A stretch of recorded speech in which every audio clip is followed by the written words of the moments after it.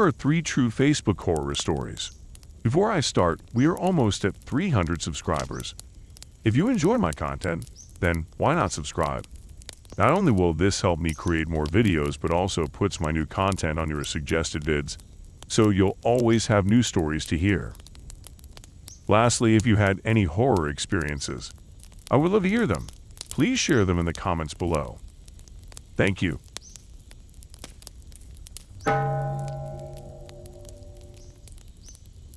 That summer after I finished high school was one I'll never forget. A terrifying experience happened to me because of Facebook that still gives me chills when I think back on it. I was 18 years old and living at home with my parents in a quiet suburban neighborhood. It was a few weeks after graduation, and I was enjoying my freedom before heading off to college in the fall. My days consisted of hanging out with friends, going to the pool, and just relaxing after finishing high school.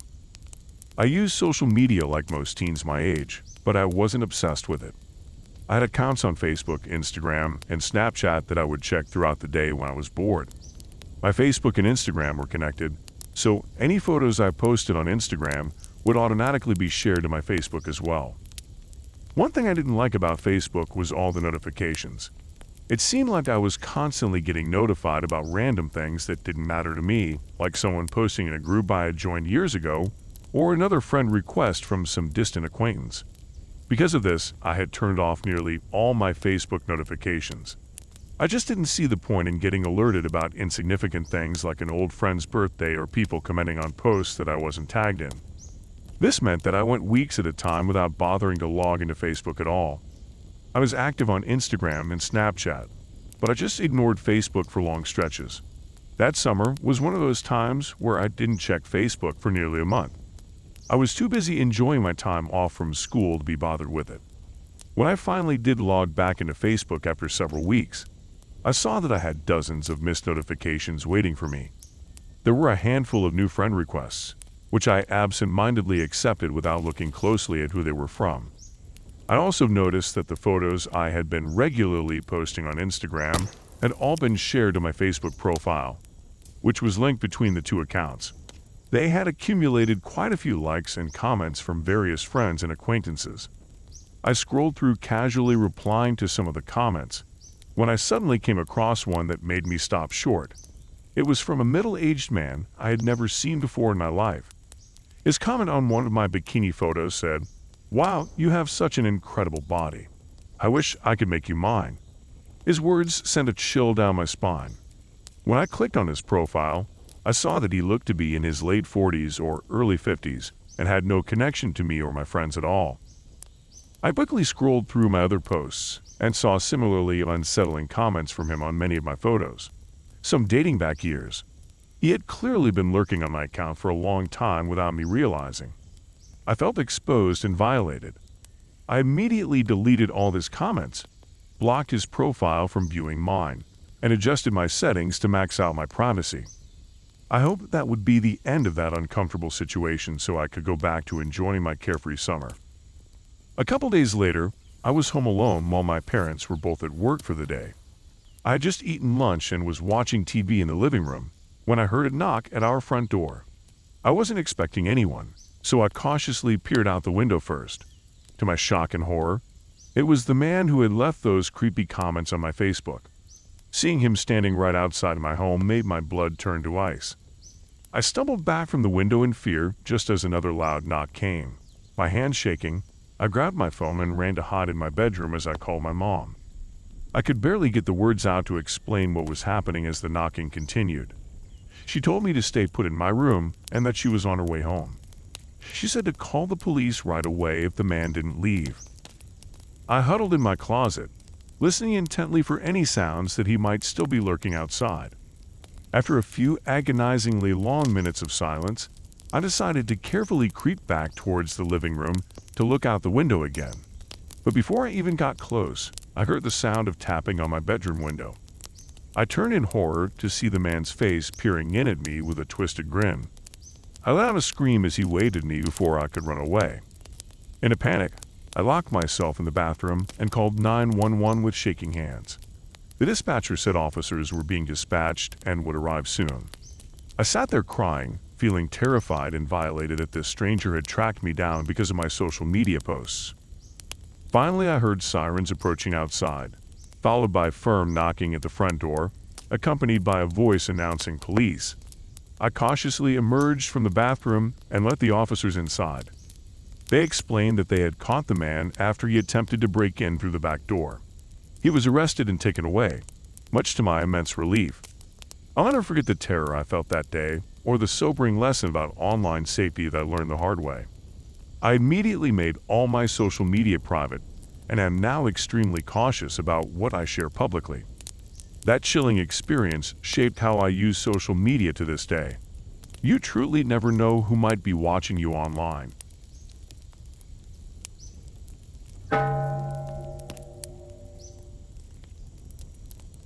I've been an avid Facebook user for many years now, ever since I first signed up back in high school. I use it daily to keep up with friends, family, news, groups I'm part of, events, etc. It's a huge part of my social life and how I stay connected to people. Because of how much I rely on Facebook, I never expected it could put me in danger. Last year, when I was 22 and living at home with my parents, I had a terrifying experience due to the Facebook Marketplace feature. For those unfamiliar, Marketplace allows users to post items for sale which people can browse and buy locally. I had never thought much about it before, but one day I desperately needed a new laptop and decided to check Marketplace hoping to find a good deal. I was about to transfer to a 4-year university in the fall to finish my bachelor's degree, but the only laptop I owned at the time was an ancient chunky HP model from 2009 that my parents had passed down to me in high school. It was extremely outdated, slow, bad battery life, and simply unusable for my college needs. I had been doing administrative work at a dental office to earn money for school and managed to save up a decent laptop budget. However, I still wanted to get the best deal possible. My 19-year-old brother Logan suggested I browse Facebook Marketplace based on other great deals friends of his found. I decided it was worth a try before resorting to the school bookstore or electronics retailer. After 2 days of casually scrolling, I came across a listing that made me do a double take. A guy was selling a 2020 MacBook Pro with incredible specs, latest model, fast processor, massive memory and storage, beautiful HD Retina display, etc. It looked perfect. As I examined the photos and description, I was shocked to see he was only asking $750 for this laptop.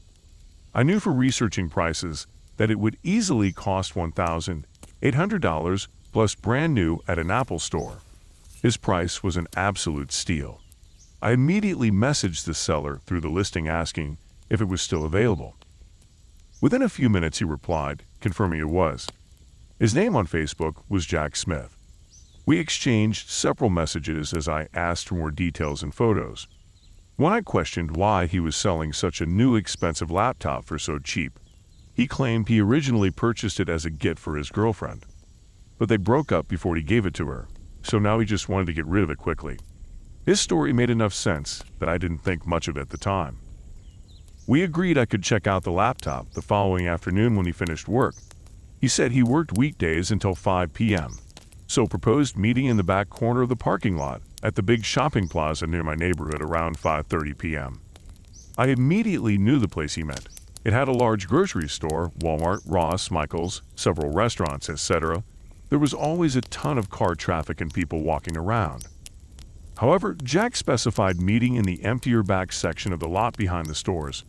He claimed it was easier to do a fast transaction there without any distractions. I hesitantly agreed that it made sense, though the idea of being in a more isolated area with a stranger made me slightly uneasy. Just to be safe, I asked my brother Logan if he could come with me while meeting Jack. Having another person there would make me feel better. The next day, we drove to the shopping center right at 5:30 p.m., as planned and parked in the quiet back corner. I messaged Jack to confirm we had arrived and were waiting for him. He quickly responded saying he was just leaving work and would be there very soon. As we anxiously waited, the empty area of the lot gave me chills. I silently hoped the meetup would go quickly without issue.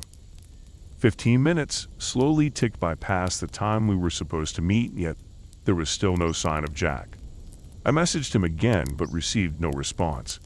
Logan and I decided to give it 10 more minutes since heavy traffic could have made him late. Those minutes passed in agonizing silence. The longer we sat waiting with no reply from Jack, the more ominous the situation felt. Logan finally convinced me we should just leave. As we started pulling out of our parking spot, I suddenly noticed a black SUV barreling around the corner straight toward us. It abruptly screeched to a stop in the spot next to ours, idling there menacingly. The windows were so heavily tinted, I couldn't see the driver at all. My heart started racing as I told Logan to lock the doors immediately.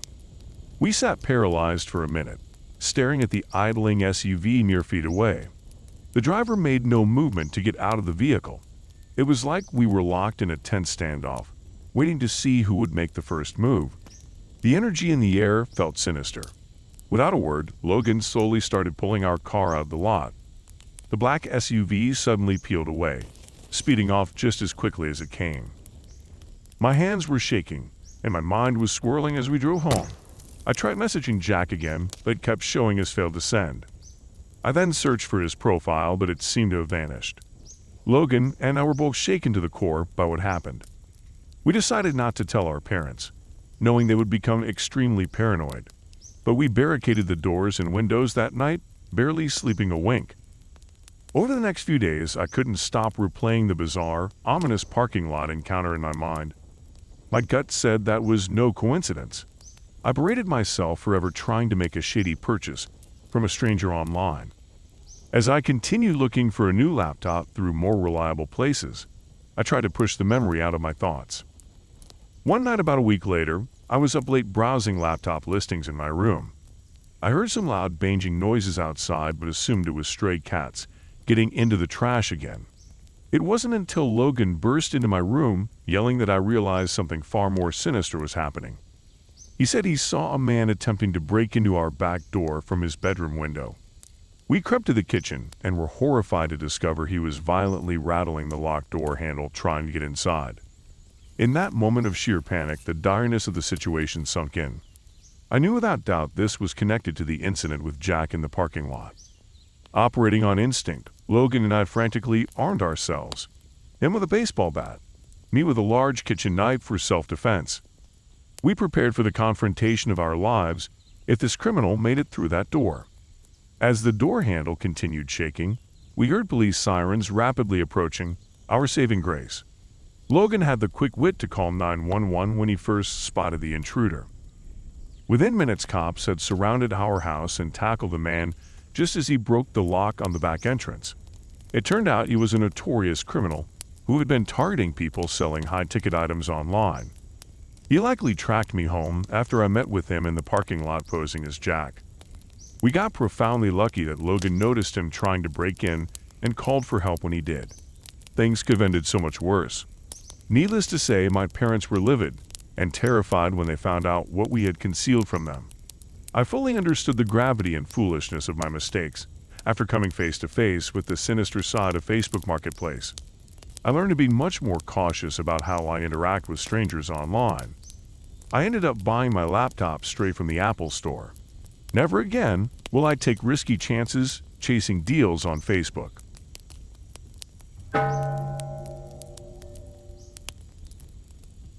I learned the hard way last summer that finding a roommate on Facebook can be dangerous.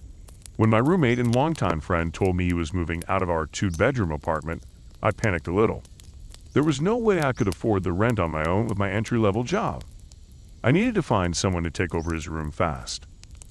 That's when I got the idea to post on Facebook, looking for a new roommate. I saw people doing that all the time with success. It seemed like an easy way to reach a lot of potential roommates quickly.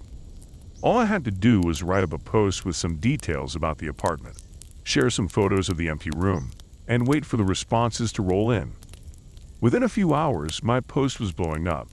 Complete strangers were commenting and messaging me asking for more information or to set up a showing. I was amazed how quickly you could find people on Facebook. Most of the initial inquiries sounded normal.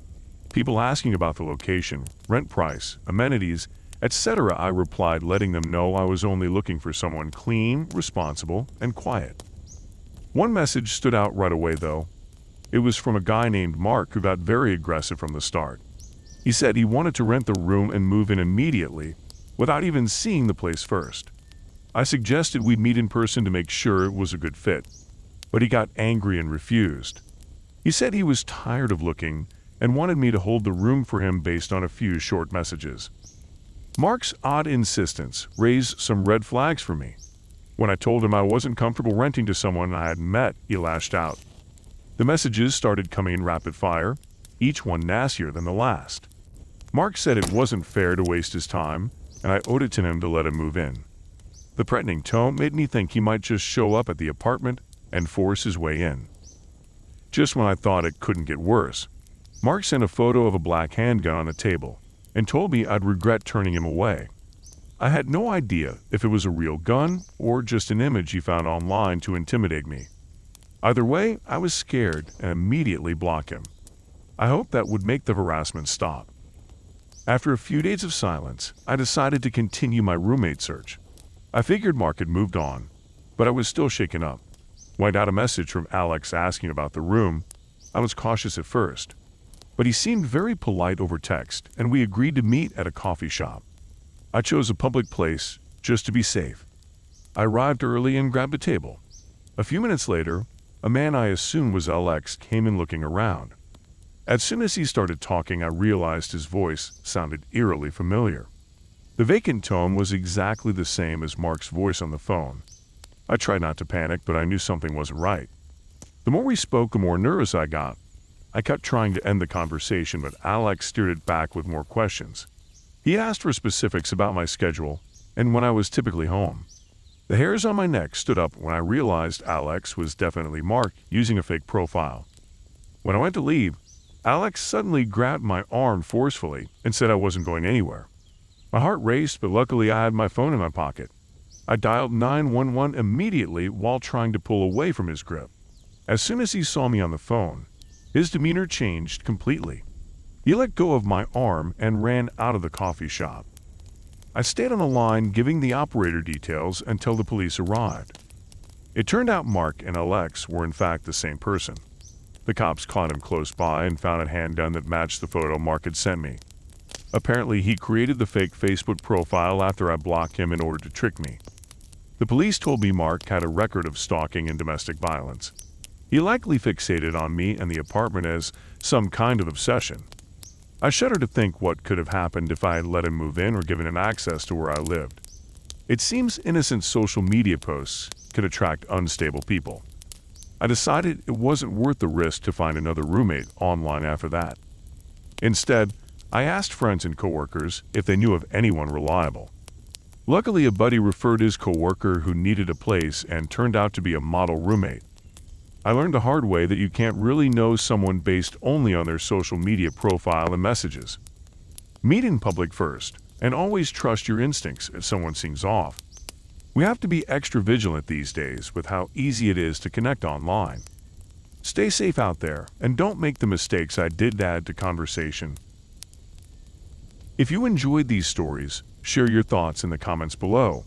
And if you had similar encounters, please share your experiences too. Thank you for watching. Please like and subscribe as it supports me a lot.